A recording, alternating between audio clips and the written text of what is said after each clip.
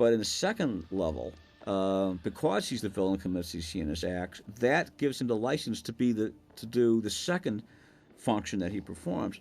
And that second function is he kind of does things we'd like to do. In other words, he's dangerous, he's powerful. So there's a dark psychotic appeal to Lecter combined with his urbanity and his cosmopolitan wit that is very, very gratifying. So in a funny way, he's almost a character who embodies appeals to us because of wish fulfillment.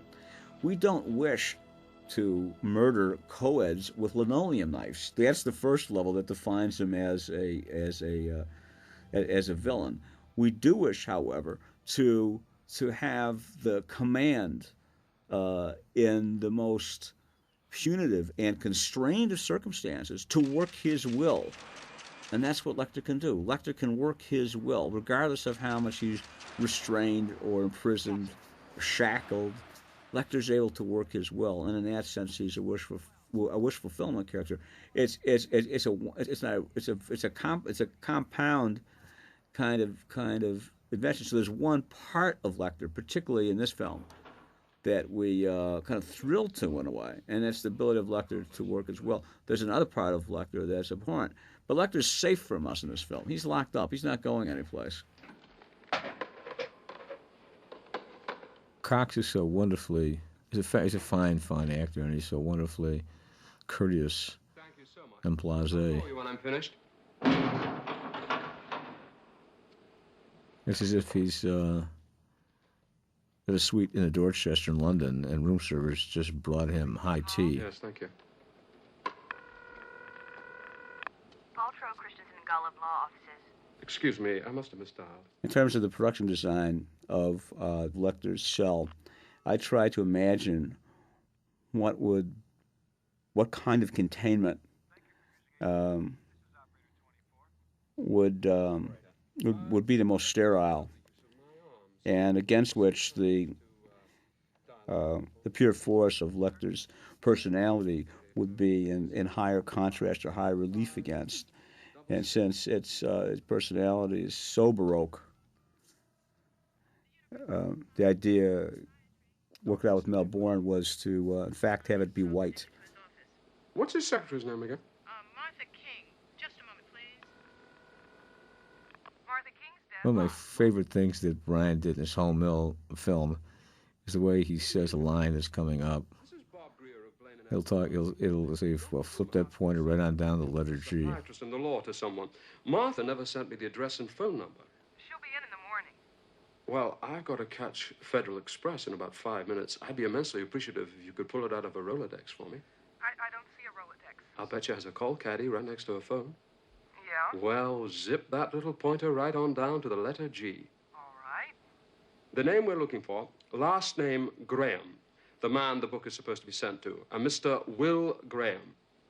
Federal Bureau of Investigation, 10th and Pennsylvania, Washington, D.C. Now, I'll bet it has his home address there, too. 3680 DeSoto Highway, Captiva, Florida. Thank you so very much. Folks smarter than I are going to have to figure out why we're so entertained, attracted to this character of Hannibal Lecter. But here in Brian Cox's performance, this first iteration of Lecter, we're both repelled. We're all the above. We are repelled, threatened, fascinated, tremendously entertained by his accomplishment in doing what? Having identified the home address of a protagonist who we don't wish ill to. We wish protected. Now, there's an anecdote about this scene you've just seen on the airplane. This is kind of the cinema of necessity. This picture was made at a very limited budget. I think the whole picture cost a little more than $11 million. So in trying to economize, two things had to happen. One is we had to fly from our Chicago locations down to our Florida locations. And secondly, I had this scene that had to be shot in an airplane. And the way this is typically done is there is a cut-apart fuselage on a stage someplace, and there's some green screens or blue screens out the window, and it becomes a process shot, and it never looks very real to me. Secondly, we were not able to get permission to, in fact, shoot on any airplanes. And so we did something in 1986, which you could do then, which you obviously can't do now. And that is we booked the entire crew onto United flight from Chicago down to, I think, Orlando. It's a 4-hour flight, and we made sure that the departure was at 4 and lasted till 8, so we'd have a good sunset. And the entire crew booked in. I booked the whole crew into coach, and everybody took all the magazines and cameras apart. Everybody kind of put them in their carry-on baggage. And once we were in the air, since we all had tickets, we just reconstituted ourselves into a film company. And since there were about 100 of us, we started shooting the scenes and basically shot those scenes in amongst the cabin of regular folks traveling to Orlando, Florida from Chicago. This whole film kind of assembled lights and cameras and stuff, and we just went ahead and shot the scenes. A couple of the stewardesses got upset, and the pilot got upset, and they came back. Oh, here's Michael Talbot, who was doing some work in Miami Vice at the time. Then the good old boys give them the whole grand tour.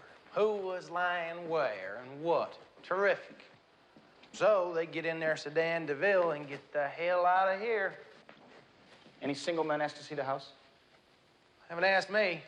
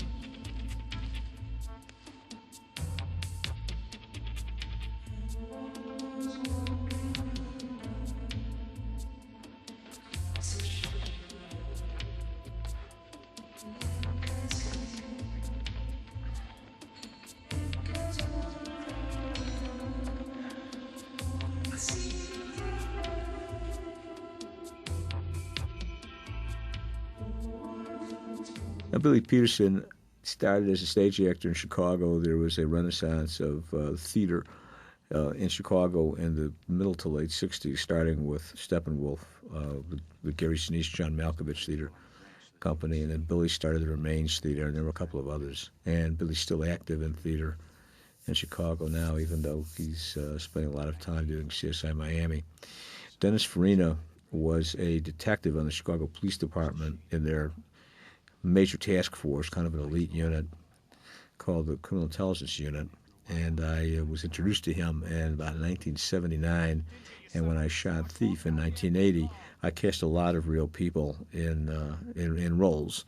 And I cast Dennis as a mafia thug or an outfit thug who shoots Jim Belushi. Out here on the severed branch, I need to know what kind of cutting tool he used, and then I need Bowman and documents to fall on this car. After doing Thief, Dennis started doing some theater in Chicago at the Goodman, and then I think he did some work at the Remains and did a play at Steppenwolf. In about 1985, when I started the television series Miami Vice, I put Dennis in a number of small roles and then some guest star roles. And in 86, this became Dennis's first feature film work. He's brilliant and Get Shorty, and we did a television series together right after this show, right after Manhunter / Red Dragon, called Crime Story, which was on the air for 2 years, which Dennis was the lead. Put it down on my desk blotter.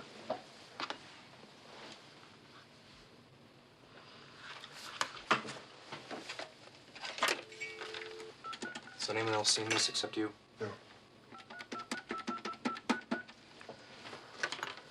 Special Agent Crawford's office?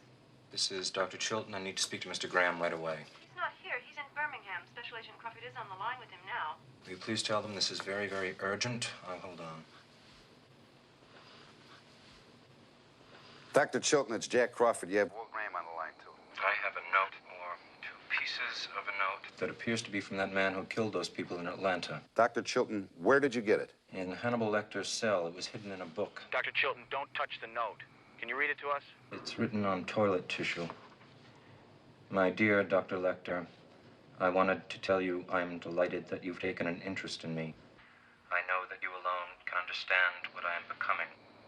You alone know the people I use to help me in these things are only elements undergoing change to fuel the radiance of what I am becoming, just as the source of light is burning. I have a collection of your press clippings. I think they are absurd, as are mine. The Tooth Fairy, what could be more inappropriate? Investigator Graham interests me. Very purposeful looking. I hope we can correspond. Mr. Graham, there's a piece missing here. Now I'll read the bottom part. After I hear back from you, I might send you something wet. Signed, Avid Fan. It has teeth marks pressed into it at the bottom. Sir, order a chopper. Next thing smoking, I don't care whose it is. 2, call Alabama Air National Guard and tell them to get Graham back here right now. Then call documents, tell them to scramble a team. I want everybody moving 5 minutes ago. You understand? I have a documents team on its way to you by helicopter to pick up the note. Listen, after we've worked the note, I want to replace it in Lecter's cell. I don't want Lecter to know that we found it. He might try to warn the killer somehow. Where's Lecter now? Holding cell. How long can you keep him in there without him getting suspicious? 3-4 hours. Brian, we have a note coming in on the fly, possibly from the Tooth Fairy, #1 priority. It has to go to Hair and Fiber, latent prints, and then documents. Will Graham and I will be walking it through.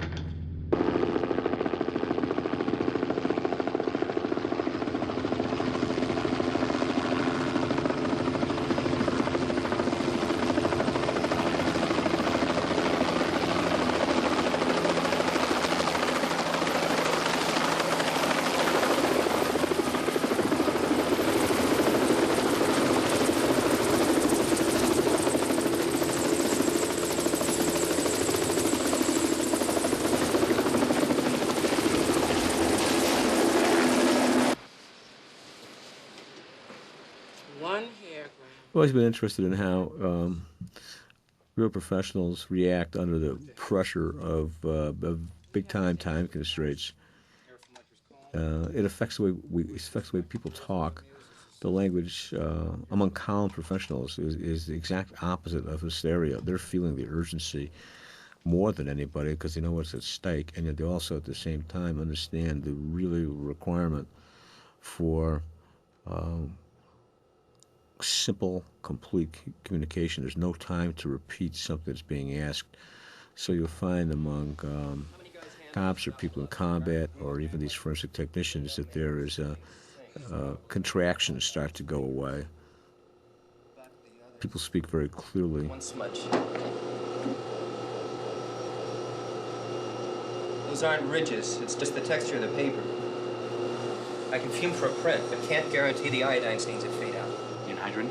Booster with heat? No, we couldn't wash it after. I can't get a print off this in the time you've got to get it back, Will. How long do I have? 20 minutes max. Main thing to find out is how was Lecter supposed to reply to him? This is Bill Smitrovich, Because at the top it says, I hope we can a very talented actor who also became a series regular for me in television series Crime Story. But it looks like Lecter went over this area with a felt tip pen and tore it away.